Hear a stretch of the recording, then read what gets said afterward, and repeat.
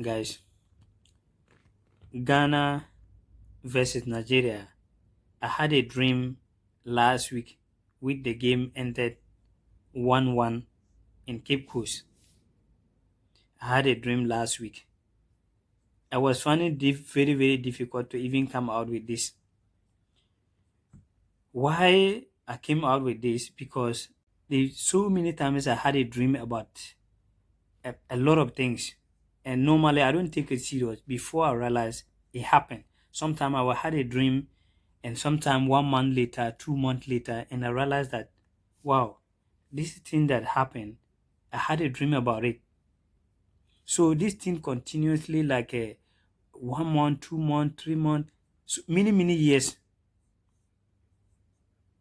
So I get to a point and I say to myself that I really have to take my dream serious.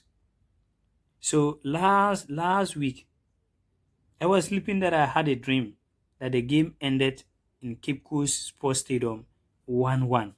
And I'm someone that when it comes to football, I love football so much. I spend most of my time the moment I return back from work and I watch news. Even if there is a match, sometimes I don't even spend so much time watching news. If there is a match, I just put on my TV and watching football. And if whether I'm home or I'm in Awini Unity platform studio, that is what I does normally watching football. So I cannot wait like to watch the World Cup Qatar 2022 without Ghana. I don't know how boring it will be to me. But guys, this is what I saw. I didn't see the dream. I didn't saw like Ghana is out of the World Cup. But what I saw is it ended 1-1 in Cape Coast Sports Stadium. That is what I saw, guys. So I'm just hoping that this dream shouldn't be true because I had a dream more than so many times, and all the dreams that I had always come to pass.